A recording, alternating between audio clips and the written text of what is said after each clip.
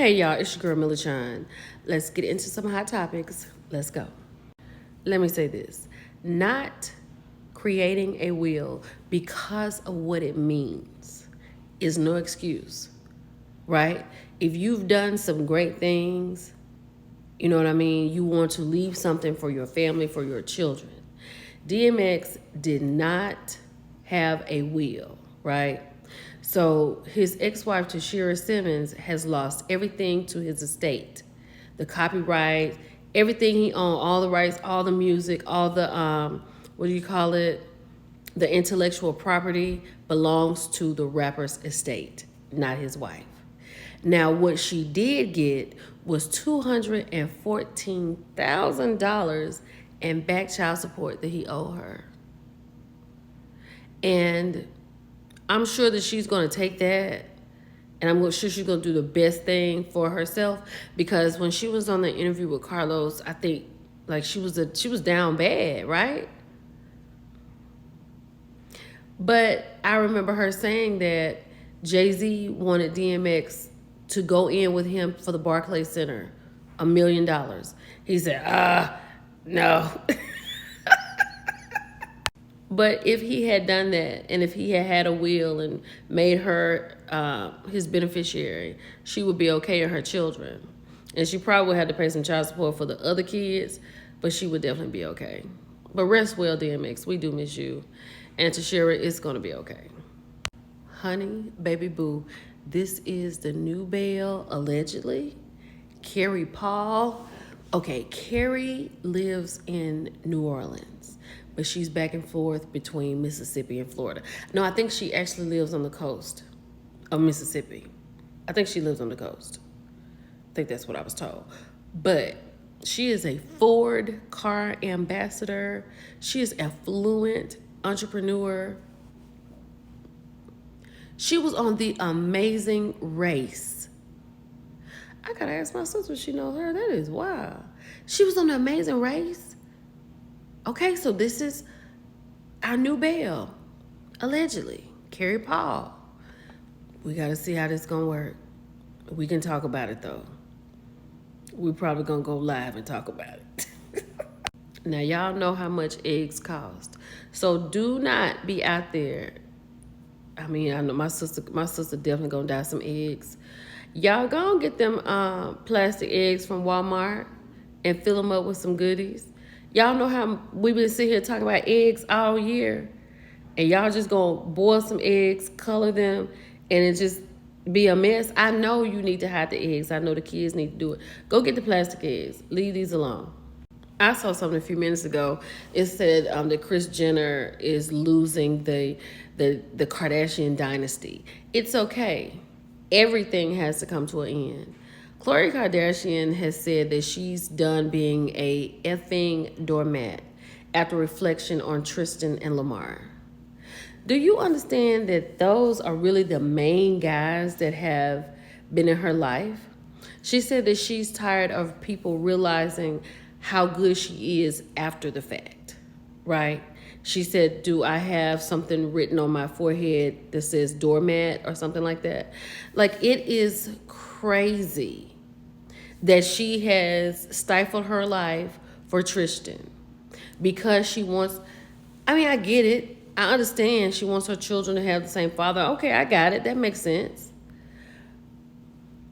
But to have a baby and kind of be distant from the baby, and then you mad at the daddy, and you give the daddy a birthday party, and he goes out and flies to go get somebody else pregnant, which further embarrasses you.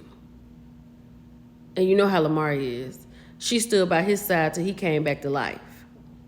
I think Khloe has a really big heart, but their self-esteem, honey, is under the ground.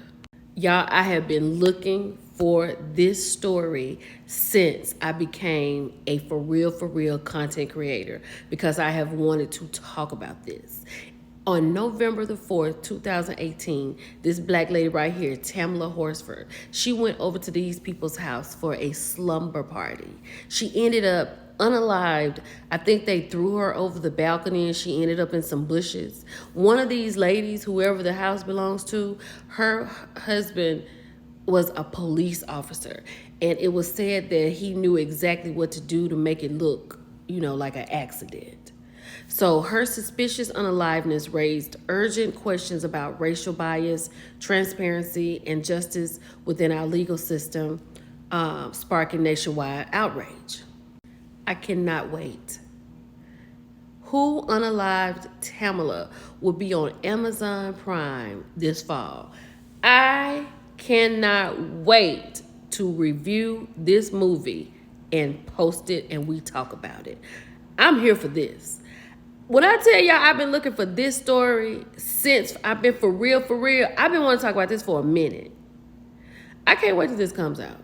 Child, so Esther Dean is back out. She has an open letter from Esther Dean for Keri, for Creatives, for the Record. She talks about the remix, the actual remix song she made. She talks about how she worked with Polo the Don and I'm about to say Juvenile and Timbaland.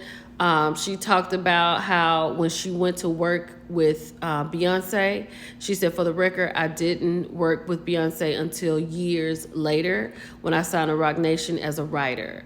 And what do you think about this? Her coming out now. Carrie has a new project that's about to come out. Does that dim Carrie's light a little bit? I like Carrie and I will listen to her music. But this is a little too late though. I had to blow this up because somebody had brought it to my attention that Kenya had 5 fingers. Poor Kenya.